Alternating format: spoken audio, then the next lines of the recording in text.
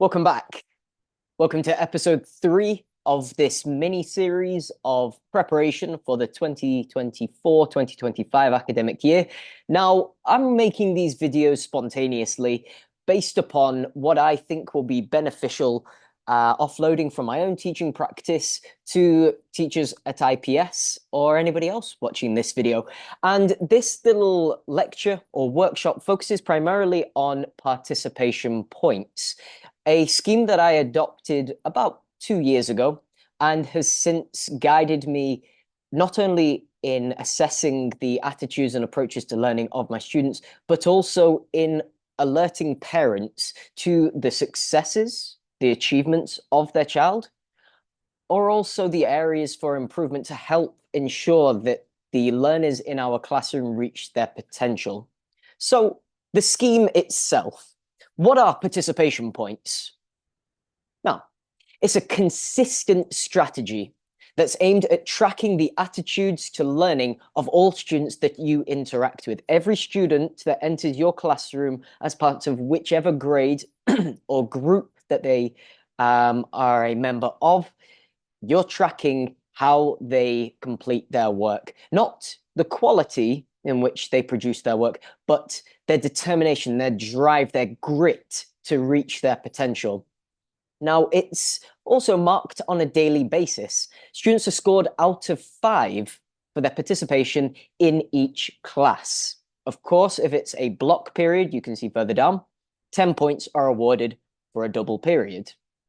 Obviously, you have 5 classes a week with these students. It's out of 25. Be consistent.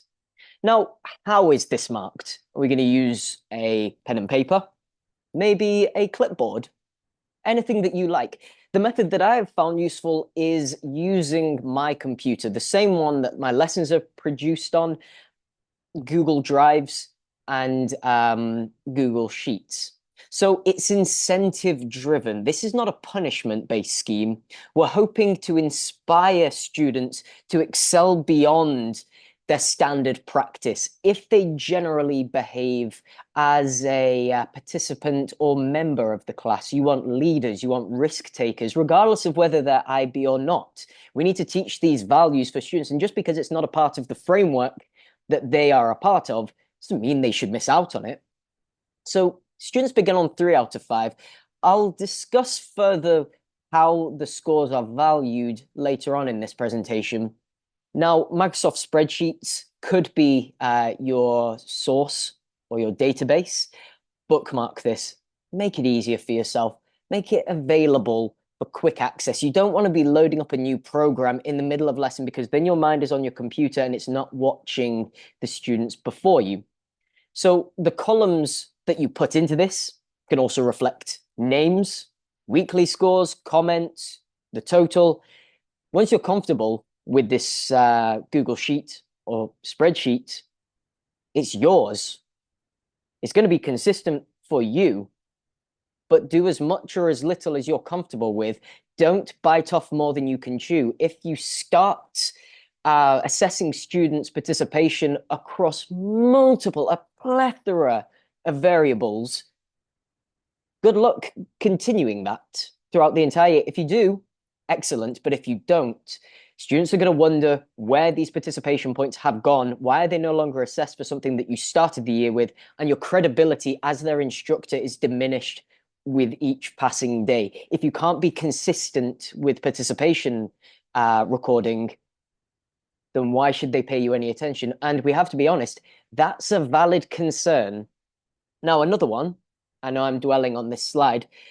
Rather than using plus portals on a weekly basis for this assignment, what I advise is to avoid creating a division between students, breaking the class up into clumps and clusters, those with 5, 4, 3, 2, 1, because 5% is 100%, 4 out of 5 is 80%. That's a 20% gap. So one formative assessment per semester, and then it will represent maybe 5% or 2%. And I think that's fitting for participation. Then students are constantly scored on their summative works and formative works. And this is a little boost, a little incentive, almost the extra credit that students always ask for. Second one, why should we implement it? It's an extra requirement of a teacher at the end of the day. We have plenty to do. Here are some reasons. Parent-teacher conferences. Parents rightfully want to know why their son or daughter is or is not reaching their potential, and they have every right to make these requests. But there's no way, sat in front of a lady or gentleman that you are seeing for the first time, maybe the 20th parent of the day, that you can recall the performance of their child from the past 4 months flawlessly without pausing and causing delay. It harms the flow, the exchange of discussion. You have a cold open, a cold silence in which the parents and yourself are considering who's going to break this silence, who's going to speak first. Tension starts to build. Staff meetings, rather than becoming anecdotal, I think that this student is, or in my experience, I have found this student to be. We're humans, we're subjective. We attribute our emotional responses through interactions with this child to be either exceptional or despicable. There's no raw data to track their upward trajectory, their stagnation, could even be 5 out of 5, or even their degradation of points. Having it statistically driven drives the department towards analysis and not emotional responses. And I think we can all agree that that is essential. Also, with students, the purpose of, or well, there is a purpose in being on time to class. Don't be late. Don't miss the starter task. Don't miss the announcements. Don't miss the lesson objective. You're discouraging bathroom breaks. You're not stopping them from going to the bathroom. You're incentivizing them to prioritize your lesson over the bathroom. And even if they push or press with reasoning, if you leave the classroom when you should be at work, then you're going to lose a point. I'll get back to incentive versus punishment in just a moment, because it's anything but a punishment. Now, here's an example. What I have on the screen before you is a breakdown of one of my classes. I've used student number or numbers as opposed to names, maintaining confidentiality and privacy. But I want you to look over at the left-hand column, 11B2, 11B2, 11B2, towards the bottom, 11B1. Now, students in your IB classes, if you are an IB teacher, may come from different classes. So why would you make your life harder by creating an 11B1 window, an 11B2 window? Just divide them. Second of all, you've got the student names. You can put the numbers in as well, whatever you feel comfortable with. And then the points for that lesson. You can add comments for that lesson as well. Make it a mixed method approach. Give some opinion, some emotional feeling, and you can write these at any point during the lesson. Points available. How many points have been available this week? So, or even today. If you're marking it on a daily basis and it was out of 10, then this will say 10, and these points would be possibly doubled, but they'd be marked out of 10 rather than 5. And then the running total. How many points have they scored since you started this period? It could be the beginning of the month. It could be the beginning of the semester. But knowing what they're currently on versus what it has been marked out of. So this student, 32 out of 50. This student, 50 out of 50. There is no reason for concern. Maybe they're not reaching their potential, but the problem isn't their engagement. Clearly, they're working hard. They're showing up to class on time. They're participating. They're inspiring discussion and improving the experiences of the students around them. There is nothing more that they can do in terms of participation. And if they are achieving a grade C and they desire a grade A, this is when you implement alternative strategies to just recording participation. But this is merely participation points. So the scoring. As I said, students start at the beginning of class, should they arrive on time, on a 3. If they start on a 5, your lesson has become punishment driven. They know failure to focus, failure to inspire discussion will result in them losing points. Starting everyone at 1 doesn't necessarily inspire such confidence in their ability to get to 5. It's a mind game that students will play with themselves.